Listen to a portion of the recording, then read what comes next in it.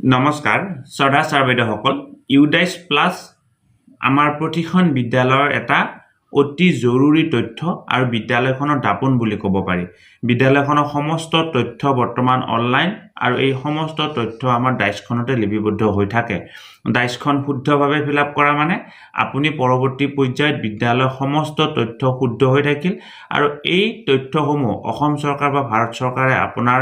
ডাইসৰ পৰা যেটো সংগ্ৰহ কৰে গতিকে আপোনাৰ পৰৱৰ্তী পৰ্যায়ত কোনো অসুবিধা নহব এটা কথা হল ডাইসৰ বৰ্তমান আগতে এজে হল এখন ডাইস হিচাপে আছিল এতিয়া ডাইসখনক 4টা পাৰ্টত ভাগ কৰা হৈছে student module teacher module school profile আৰু reporting বৰ্তমান আমাৰ এই student moduleৰ কাম চলি আছে student moduleৰ যেটো progression module সেই কামটো ইতিমধ্যে শেষ হৈছে progression module মানে হৈছে আমাৰ ক্লাস 1 ৰ পৰা ক্লাস 2 লৈকে যেটো ছাত্ৰ-ছাত্ৰী প্ৰমোট কৰিব লাগে হেতু আমাৰ progression module বুলি কোৱা হয় সেই কামটো শেষ হৈছে তাৰ পিছত সেকেন্ড স্টেপ আমাক দিয়া হৈছে হেতু হৈছে import module মানে হৈছে আজিকালি আপুনি এই ডাইসত ছাত্ৰ-ছাত্ৰী নতুনকে এড কৰিব নোৱাৰে নতুনকে এড অকল প্ৰথম শ্ৰেণী আৰু দ্বিতীয় শ্ৰেণী ক শ্ৰেণী আৰু প্ৰথম শ্ৰেণীতহে আপুনি ছাত্ৰ-ছাত্ৰী এড কৰিব পাৰিব তাক বাদে বেলেগ ক্লাছত ছাত্ৰ-ছাত্ৰী আপুনি স্কুল লগইনৰ জৰিয়তে এড কৰিব নোৱাৰে তাৰ বাবে এই যদি এড কৰিবলকে বিশেষ পৰিবেশৰ সৃষ্টি হয় ব্লক এমআইএস বা ডিস্ট্ৰিক্ট এমআইএসৰ জৰিয়তে আপুনি এড কৰিব পাৰিব এতিয়া কথা হল ইম্পোৰ্ট মডুলটো কি হয় ইম্পোৰ্ট মডুল হৈছে এনেকুৱা এটা ব্যৱস্থা যাৰ জৰিয়তে আপুনি আপোনাৰ বিদ্যালয়লৈকে নতুনকৈ এডমিশন লোৱা ছাত্ৰ-ছাত্ৰী এজনক বেলেগ বিদ্যালয়ৰ পৰা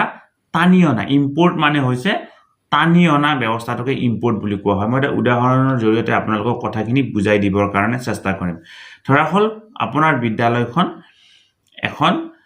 এই প্ৰাথমিক বিদ্যালয় আপোনাৰ প্ৰাথমিক বিদ্যালয়ত তৃতীয় শ্ৰেণীত এগৰাকী ছাত্ৰ বা ছাত্ৰীয়ে এডমিশন লৈছে এতিয়া তৃতীয় শ্ৰেণীত এডমিশন লোৱা ছাত্ৰ বা ছাত্ৰীজনক আগতে আপুনি ডাইসত পোনপটীয়াভাৱে এড কৰিব পাৰিছিল এতিয়া কিন্তু আপুনি পোনপটীয়াভাৱে এড কৰিব নোৱাৰে এটো ভাৰত চৰকাৰৰ যেটো ডাইসখন ভাৰত চৰকাৰৰ এটা ব্যৱস্থা ministry of health ministry of এডুকেশনৰ এটা ব্যৱস্থা গতিকে হেতু কি কৰিব নোৱাৰে আপোনালোকে এড কৰিব নোৱাৰে এতিয়া আপুনি কি কৰিব লাগিব এই ছাত্ৰজনক যোনখন বিদ্যালয়ৰ পৰা আহিছে সেই বিদ্যালয়খনৰ পৰা আপুনি আপোনাৰ বিদ্যালয়লৈকে ইম্পোৰ্ট কৰি আনিব লাগিব এতিয়া ইম্পোৰ্ট কৰিব লাগিলে আপোনাক দুটা তথ্য লাগিব এই এটা হৈছে মেইনলি তিনটা তথ্যই আপোনাক লাগে তথাপিও তিনিটা তথ্যই লাগিব প্ৰথম হৈছে ছাত্ৰ বা ছাত্ৰীজনৰ পেন নাম্বাৰটো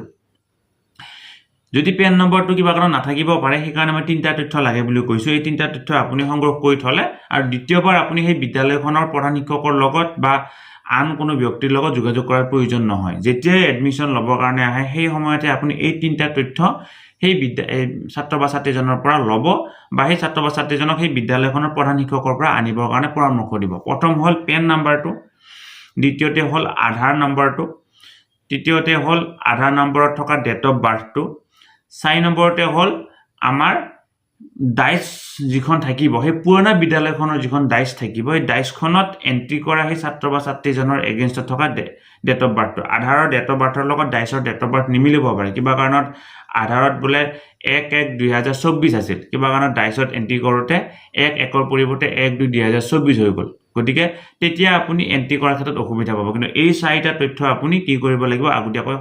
সংগ্ৰহ কৰি লব লাগিব এতিয়া ইম্পোৰ্টৰ কথাখিনি বুজি পালে এটা কি পদ্ধতিৰ জৰিয়তে আপুনি ইম্পোৰ্ট কৰিব এটি হল এলপি স্কুলৰ কথা এতিয়া আমাৰ এমই স্কুল বিলাকত যেটো ক্লাস 6ত ছাত্ৰ বা ছাত্ৰী এগৰাকী এডমিশন হয় ক্লাস 6ত কোনো ছাত্ৰ বা ছাত্ৰীক আপোনালোকে এড কৰিব নোৱাৰে সকলো ছাত্ৰ বা ছাত্ৰীক আপুনি কি কৰিব লাগিব ইম্পোৰ্টে কৰিব লাগিব গতিকে 9ত যেবিলাক বিদ্যালয়ত অকল 9-10 আছে বা 9-10 কম্পোজিট স্কুল আছে 9ত যেতিয়া এডমিশন হ'ব সকলো 9ত এডমিশন হোৱা ছাত্ৰ ছাত্ৰীক আপোনালোকে কি কৰিব লাগিব ইম্পোৰ্ট কৰিব লাগিব ইম্পোৰ্ট কৰিব লাগিলে আপোনালোকক অলপ আগতে কোৱা এই 4টা তথ্যই লাগিব 4টা তথ্য অবিহনে আপুনি ইম্পোৰ্ট কৰিব নোৱাৰে আৰু এই 4টা তথ্যৰ ওপৰত একমাত্ৰ তথ্যটো হৈছে পেন নাম্বাৰটো থাকিলে আপুনি সকলোখিনি কাম কৰিব পাৰিব গতিকে পেন নাম্বাৰটো কম্পালসৰি আৰু পেন নাম্বাৰটো হৈছে ভাৰত চৰকাৰৰ ক্ৰিয়েট কৰা প্ৰতিজন ছাত্ৰ-ছাত্ৰীৰ বাবে এটা নম্বৰ যাক পাৰ্মানেন্ট এডুকেশন নাম্বাৰ বুলি কোৱা হয় আৰু বহুতে পেন নাম্বাৰ আৰু শিক্ষা হেতুৰ নাম্বাৰটো একে নেকি বুলি প্ৰশ্ন উত্থাপন কৰে এই ক্ষেত্ৰত কৈ থব বিচাৰো পেন নাম্বাৰ আৰু শিক্ষা হেতুত থকা আমাৰ যেটো ষ্টুডেন্ট আইডি হেতু একে নহয় শিক্ষা হেতুটো অকল আমাৰ অসমতহে আছে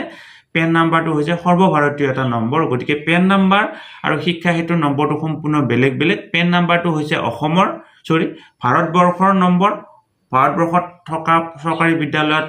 পাঠদান কৰা প্ৰতিজন ছাত্ৰ ছাত্ৰীৰ কাৰণে পেন নাম্বাৰ আছে আৰু শিক্ষা হেতু আমাৰ ছাত্ৰ ছাত্ৰীৰ আইডি হেতু অকল অসমৰ ছাত্ৰ ছাত্ৰীৰ কাৰণে আছে এতিয়া ইম্পোৰ্ট কৰিবৰ কাৰণে আপুনি আপোনাৰ যিকোনো এটা ব্ৰাউজাৰত গৈ ডাইচ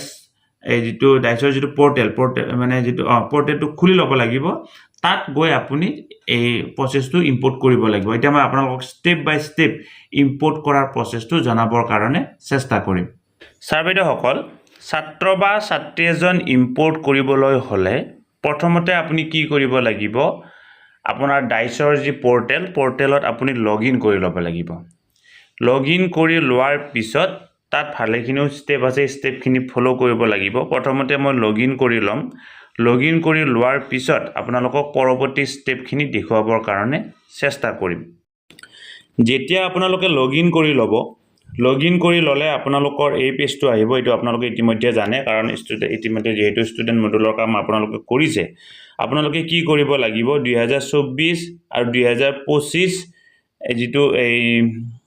একাডেমিক ইয়াৰ আছে তাত আপোনালোকে ক্লিক কৰিব লাগিব যেতিয়া তাত ক্লিক কৰিব ক্লিক কৰাৰ লগে লগে আপোনালোকৰ বিদ্যালয়খনৰ নাম আহি যাব আৰু তলত এই এনেকুৱা ধৰণে আহিব এটো ক্লোজ কৰি দিলে ক্লোজ কৰি দিয়াৰ পিছত আপোনালোকে চাওক আপোনালোকৰ এই লেফট সাইডত যিবিলাক অপচন আছে সেই অপচন বিলাকৰ ভিতৰত আপোনালোকৰ ইম্পোৰ্ট মডুল বুলি এটা অপচন আছে এটা আপোনালোকে চাওক লেফট সাইডত আপোনালোকৰ এইটো ইম্পোৰ্ট মডুল বুলি এটা অপচন আছে এতিয়া আপোনালোকে কি কৰিব লাগিব এই ইম্পোৰ্ট মডুল নামৰ যেটো অপচন এই অপচনটোত ক্লিক কৰিব লাগিব ইম্পোৰ্ট মডুল অপচনটোত ক্লিক কৰিলে আপোনালোকৰ তিনিটা তথ্য ওলাব অৰ্থাৎ তিনিটা অপচন ওলাব যেতিয়া আপুনি ইম্পোৰ্ট মডুলত ক্লিক কৰিব ক্লিক কৰিলে আপোনালোকৰ তিনিটা অপচন ওলাব তাৰে প্ৰথমটো হৈছে import within state 2 number import outside state 3 number অপচনটো ওলাইছে হ'ব ড্ৰপবক্স ইনএক্টিভ ষ্টুডেন্ট লিষ্ট এতিয়া আপুনি কি কৰিব লাগিব আপুনি কৰিব লাগিব ইম্পোৰ্ট উইদিন ষ্টেটৰ তলত যি গো বুলি অপচন আছে এই গো অপচনটোত ক্লিক কৰিব লাগিব আৰু গো অপচনটোত ক্লিক কৰাৰ লগে লগে আপোনালোকৰ স্ক্ৰিনত আপোনালোকৰ মানে এখন নতুন স্ক্ৰিন খোল খাব আৰু এই স্ক্ৰিনখনত আপুনি কি কৰিব লাগিব এতিয়া আপোনালোকৰ সন্মুখত এই স্ক্ৰিনখন ওলাব আৰু এই স্ক্ৰিনখন ওলোৱাৰ পিছত আপোনালোকৰ ইয়াতে তলত চাওক দুটা অপচন দেখা পাইছে এটা হৈছে ষ্টুডেন্ট পেন আৰু হৈছে ডেট অফ বাৰ্থ এই দুটা তথ্য ফিল আপ কৰিব লাগিব যদি আপোনাৰ হাতত ষ্টুডেন্ট পেন মানে হৈছে ষ্টুডেন্টৰ পেন নাম্বাৰটো পাৰ্মানেন্ট এডুকেশন নাম্বাৰটো আছে ইয়াতে দিয়ক আৰু যদি পাৰ্মানেন্ট এডুকেশন নাম্বাৰটো নাই তেতিয়া হলে এই ওপৰৰ যেটো খৰ get PAN and DOB date of birth তাত ক্লিক কৰিব লাগিব এতিয়া কথাটো হল পেন নাম্বাৰটো কেনেকুৱা ধৰণে উলিয়াব তাক লৈ মই মোৰ ইয়াৰ আগৰ ভিডিঅ' জনাই থৈ দিছো এইটো হৈছে এইটো ভিডিঅ'ৰ এই ডেসক্ৰিপচনতো এই ভিডিঅ'ৰ লিংকটো দি থৈ দিম ওপৰৰ আই বটমতো এই ভিডিঅ'ৰ লিংকটো আছে তাত ক্লিক কৰি আপোনালোকে এবাৰ চাই ল'ব তেতিয়া হলে পেন নম্বৰটো কেনেকৈ উলিয়াব পাৰি এই কথাখিনি গম পাব এতিয়া পেন নম্বৰটো আপোনাৰ হাতত আছে ইয়াতে পেন নম্বৰটো দিয়ক আৰু ইয়াতে ডেট অফ বাৰ্থটো দিয়ক এই ডেট অফ বাৰ্থটো কিন্তু ছাত্ৰ বা ছাত্ৰীজনৰ আধাৰ কাৰ্ডত থকা ডেট অফ বাৰ্থটো নহবও পাৰে ইয়াত ডেট অফ বাৰ্থটো আপুনি দিব লাগিব ছাত্ৰ বা ছাত্ৰীজনৰ ডাইচত যেটো মানে ইয়াৰ আগতে বা সেই বিদ্যালয়খনে ডাইচ ফিল আপ কৰোতে যেটো ডেট অফ বাৰ্থ দিছিল সেই ডেট অফ বাৰ্থটোহে দিব লাগিব হয়তো সেই ডেট অফ বাৰ্থটো কিবা কাৰণত ভুলকেও এন্ট্ৰি কৰিব হ'ব পাৰে কাৰণ কম্পিউটাৰ টাইপ কৰোতে যদি ভুলকেও এন্ট্ৰি কৰা গৈছে সেই ফুল ডেট অফ বাৰ্থটোহে ইয়াতে দিব লাগিব কাৰণ সেই মতেহে কথাটো সেটিং হৈ আছে কিবা কাৰণত ডেট অফ বাৰ্থটো মোৰ 1/1/2012 কিন্তু কম্পিউটাৰ টাইপ কৰোতে 1/1/2013 হৈছে কিন্তু 1/1/2012 দিলে আপুনি ষ্টুডেন্টজন বিচাৰি নাপাব ডাইচত যদি 1/1/2013 দিয়া আছিল 1/1/2013 বুলি আপুনি কি কৰিব লাগিব এই ছাত্ৰ বা ছাত্ৰীজন বিচাৰি উলিয়াব লাগিব এতিয়া চাওক মই ষ্টুডেন্টজনৰ পেন নাম্বাৰ আৰু ডেট অফ বাৰ্থ দিম দিয়াৰ লগে লগে ষ্টুডেন্টজনৰ সমস্ত তথ্য ইয়াতে ওলাই পৰিব আপোনালোকেও তেনেকুৱা ধৰণে দি চাব মই ষ্টুডেন্টজনৰ তথ্যখিনি দি লম তাৰ পিছত পৰৱৰ্তী ষ্টেপটো দেখুৱাবৰ কাৰণে চেষ্টা কৰিম ষ্টুডেণ্টজনৰ তথ্যখিনি ভৰোৱাৰ পিছত ইয়াতে চাওক গো বুলি এটা অপশ্যন আছে আপুনি কি কৰিব লাগিব এই গো অপশ্যনটোত ক্লিক কৰিব লাগিব গো অপশ্যনটোত ক্লিক কৰাৰ লগে লগে ষ্টুডেণ্টজনৰ সমস্ত তথ্য আপোনাৰ আগত ওলাই পৰিব আৰু একেবাৰে তলত চাওক তিনিটা এই অপশ্যন আহিব মই বাকিখিনি দেখুৱাই দিয়া নাই তিনিটা এই ব্লাৰ কৰি দিছো তিনিটা অপশ্যন আহিব চাওক import class 5 অৰ্থাৎ এই ষ্টুডেণ্টজন কোনটো ক্লাছলৈকে আপুনি ইম্পোৰ্ট কৰিব ইয়াতে আপুনি চাওক এতিয়া আপুনি ইয়াতে সিলেক্ট কৰি দিব পাৰিব ইয়াতে চাওক কোনটো ক্লাছলৈকে সিলেক্ট কৰিব এই মানে কোনটো ক্লাছলৈকে আপুনি ইম্পোৰ্ট কৰিব সেই কথাটো ইয়াতে দিয়া হৈছে ক্লাছ 5 নে ক্লাছ 6 এতিয়া আপুনি ইয়াতে এই যেটো সেই ছাত্ৰ বা ছাত্ৰীজন সেইখন বিদ্যালয়ত ক্লাছ 6ত আছিল 4ত আছিল গতিকে ক্লাছ 5 লৈকে ইয়াতে ইম্পোৰ্ট হৈ গল অতি অটোমেটিক্যালি ক্লাছ 5ত আহিছে কিবা কাৰণে যদি ছাত্ৰ বা ছাত্ৰীজন আপোনাৰ বিদ্যালয়ত 4ত এডমিশন আপুনি 4 বুলি ক্লিক কৰিব এটো হৈ গল তাৰ পিছত এই সিলেক্ট সেকশনটো দিব লাগিব আমাৰ বিদ্যালয়ত প্ৰতিখন বিদ্যালয়তে এটা সেকশন যেহেতু দুটা আমি সেকশন কি কৰিলো এ সেকশন দিলো তাৰ পিছত ডেট অফ এডমিশন আমি কোন তাৰিখে ছাত্ৰ বা ছাত্ৰীজনে আমাৰ বিদ্যালয়ত এডমিশন লৈছিল আমি এটা ডেট অফ এডমিশনটো ইয়াতে দিয়াৰ পিছত কি কৰিব লাগিব আমি ইম্পোৰ্ট অপশ্যনটোত ক্লিক কৰিব লাগিব আৰু ইম্পোৰ্ট অপশ্যনটোত ক্লিক কৰাৰ লগে লগে ছাত্ৰ বা ছাত্ৰীজন সেই বিদ্যালয়খনৰ পৰা আমাৰ বিদ্যালয়খনৰ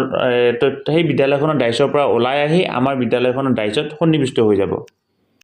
আপোনালোকৰ এনেকুৱা ধৰণৰ এটা মেছেজ আহিব are you sure you want to import the student from name ইমানক ক্লাছ ইমানক এটো ইমানক এনেকুৱা ধৰণে আহিব আপুনি এটা কি কৰক কনফাৰ্ম কৰি দিও কনফাৰ্ম কৰি দিয়াৰ লগে লগে সেই ষ্টুডেণ্টজন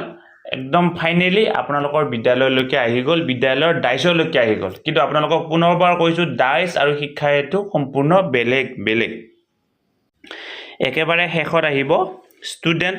successfully imported এতিয়া আপুনি ওকে কৰি দিওক ওকে কৰি দিয়াৰ লগে লগে আকৌ নেক্সট এজন ষ্টুডেণ্ট ইম্পোৰ্ট কৰিব